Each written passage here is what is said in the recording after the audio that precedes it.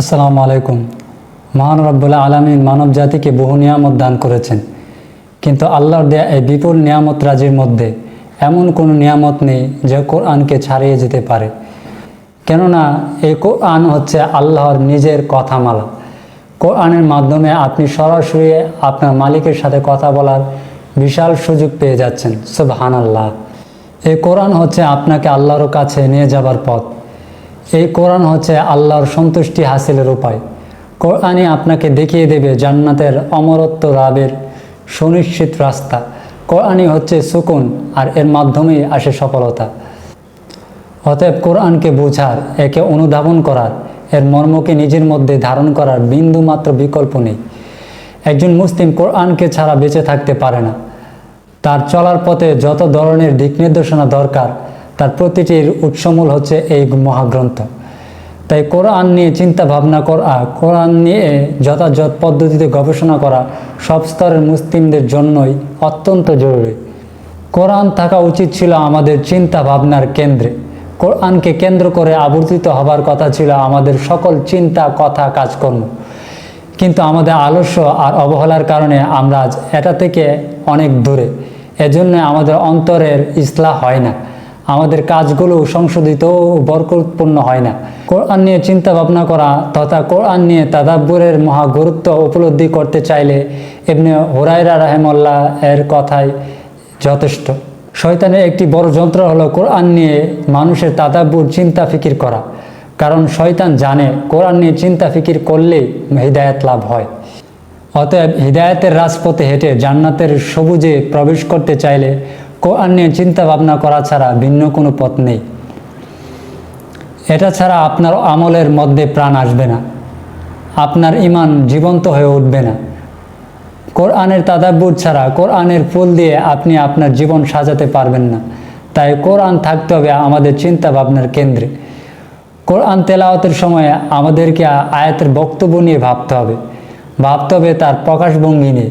খেয়াল রাখতে হবে এর শব্দ ও অর্থের দিকে। জেনে নিতে হবে কোন ঘটনার প্রেক্ষিতে নাজিল হয়েছিল এই আয়াত। এভাবে কোরআন নিয়ে আমাদের চিন্তা ভাবনা পরিপূর্ণতা পাবে। এখন হয়তো আপনি বলতে পারেন, আচ্ছা বুঝলাম, কোরআন নিয়ে আমাকে চিন্তা ভাবনা করতে হবে, কিন্তু কিভাবে করতে হবে, কোথা থেকে শুরু করব? এই প্রশ্নটি হয়তো আপনার মাথায় ঘুরছে। এই ভিডিওটিতে আমরা কোরআন নিয়ে চিন্তা ভাবনা করার পদ্ধতিগুলো তুলে ধরব ইনশাআল্লাহ। যে পদ্ধতিগুলো জানলে আপনি সহজেই কোরআন নিয়ে চিন্তা ভাবনা করা শিখে যাবেন ইনশাআল্লাহ। কোরআন নিয়ে চিন্তা ভাবনা বা তাদাব্বুর করার অসংখ্য পদ্ধতি রয়েছে। এই বিষয়ে উলামায়ে কেরাম আলোচনাও করেছেন। এখানে আমরা তাদের আলোচনা থেকে কিছু পদ্ধতির কথা তুলে ধরতে চেষ্টা করব ইনশাআল্লাহ। কোরআনের সাথে সম্পর্ক বৃদ্ধি। কোরআন নিয়ে চিন্তা করার, এর অন্তর্নিহিত রহস্য ও ভাব অনুধাবন করার 1 নম্বর পদ্ধতি হচ্ছে কোরআনের সাথে সম্পর্ককে ঘনিষ্ঠ করে তোলা। আমরা আমাদের একান্ত বিষয় আশয় তাকেই বলে থাকি যে আমাদের খুব কাছের। আমাদের মনের কথাগুলো আমরা সেই বন্ধুকেই বলে থাকি যার সাথে আমাদের সম্পর্ক যথেষ্ট গভীর। কোরআনের ক্ষেত্রেও বিষয়টি এমন।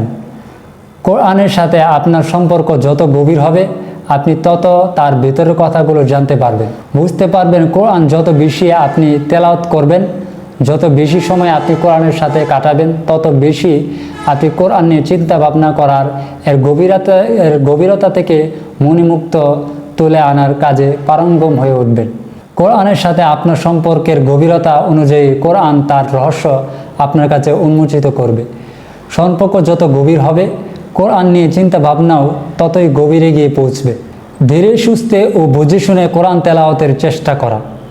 কোরআন তেলাওয়াতে তাড়াহুড়া এমনিতেই পরিত্যাজ্য। তার উপর যদি আপনি তাদাব্বুরের সাথে কোরআন তেলাওয়াত করতে চান, তাহলে অবশ্যই আপনাকে দ্রুত তেলাওয়াতের চিন্তা পরিহার করতে হবে। একবার ভেবে দেখুন তো, কেউ যদি খুব দ্রুত কোনো কথা বলে যায়, তবে কি আপনি তার কথার মর্ম ঠিকঠাক উপলব্ধি করতে পারবেন? পারবেন না। হৃদয়গ্রাহী কথা বলতে পারে, কিন্তু তার কথার দ্রুততা কথার আবেদনকে আপনার পর্যন্ত পৌঁছে দেবে না। কোরআনের ক্ষেত্রেও এমনটাই ঘটবে। যদি আপনি স্রেফ দ্রুততার সাথে আয়াতগুলো পড়ে যান, কিন্তু যদি আপনি কোরআন নিয়ে ভাবতে চান, কোরআনকে আপনার হৃদয় স্পর্শ করতে দিতে চান, তাহলে অবশ্যই আপনাকে ধীরে সুস্থে ও বুঝে শুনে কোরআন তেলাওয়াতের জন্য চেষ্টা করতে হবে। শেষ করার প্রতি মনোযোগ না দিয়ে এর মর্ম অনুধাবনের চেষ্টায় রত থাকতে হবে। তেলাওয়াতের সময় অন্তরকে হাজির রাখা।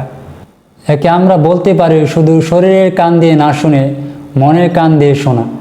আপনাকে অবশ্যই অন্তর দিয়ে কোরআনকে শুনতে হবে, পড়তে হবে। আপনি যখন তেলাওয়াত করছেন তখন আপনার জবান তো কোরআনের আয়াতে উচ্চারণ করে যাচ্ছে, কিন্তু আপনার মন পড়ে আছে অন্য কোথাও। এমন অবস্থায় কখনো কোরআনের চিন্তা করতে আপনি সক্ষম হবেন না।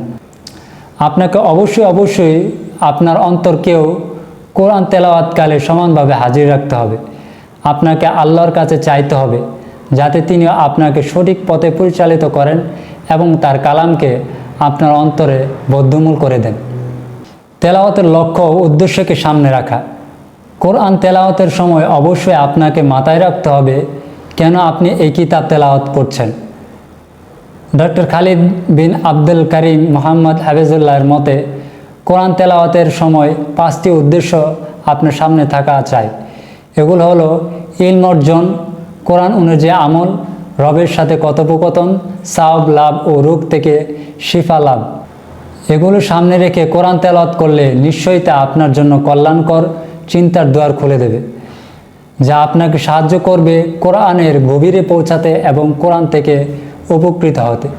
তাছাড়া লক্ষ্য উদ্দেশ্যবিহীন কোনো কাজই সফলতা লাভ করতে পারে না। কোরআনের ক্ষেত্রে তো বিষয়টি আরও বেশি সত্য। নামাজে কোরআন তেলাওয়াতের প্রতি আলাদা গুরুত্ব দেওয়া। নামাজের মধ্যে আমরা কোরআন তেলাওয়াত করেই থাকি, কিন্তু তবু নামাজে আমাদের আলাদাভাবে এর প্রতি গুরুত্ব দেওয়া উচিত। নামাজে বেশি কোরআন পাঠ করা কোরআন নিয়ে আমাদের চিন্তা ভাবনার দ্বারকে উন্মুক্ত করবে ইনশাআল্লাহ। বিশেষ করে তাহাজ্জুদের নামাজে এই বিষয়টির দিকে আমাদের মনোযোগী হওয়া উচিত, কারণ তখন সময়টা থাকে নির্ঝঞ্ঝাট, নীরব, শুনশান। কোরআন নিয়ে ভাবার, কোরআনের অতলে ডুব দেবার জন্য এই সময়টি সবচেয়ে উপযুক্ত। আর এই সময়ই নামাজে দাঁড়িয়ে কোরআন তেলাওয়াতে তাদাব্বুরের জন্য সেরা একটি পদ্ধতি।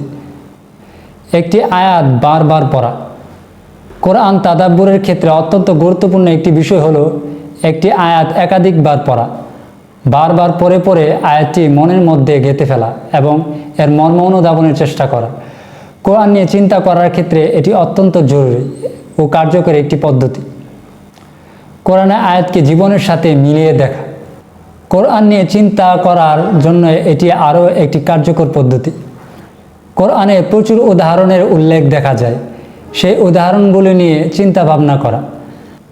আল্লাহ যেখানে যেখানে উপমা দিয়েছেন সেগুলোকে সেভাবে চিন্তা করা। যেমন আল্লাহ কোরআনের পার্থিব জীবনকে শস্যক্ষেতের সাথে তুলনা দিয়েছেন। এই বাস্তব উদাহরণগুলো নিয়ে চিন্তা ভাবনা করা। এই উপমাগুলো আল্লাহ এজন্যই দিয়েছেন যাতে আমরা এগুলো নিয়ে ভাবি এবং এ থেকে শিক্ষা গ্রহণ করি। কোরআনের আয়াতকে যত বেশি আমরা জীবনের সাথে মিলিয়ে পড়ব, যত বেশি নিজেদের জীবনের বিভিন্ন ঘটনাবলীর সাথে কোরআনের বক্তব্যের মিল খুঁজব, কোরআন থেকে আমি তত বেশি ফায়দা হাসিল করতে পারব। কোরআন নিয়ে আমার চিন্তা ভাবনা তত বেশি পুক্ত হবে, সমৃদ্ধ হবে ইনশাআল্লাহ। খুব গভীরভাবে কোরআনের আয়াত মুখস্থ করা।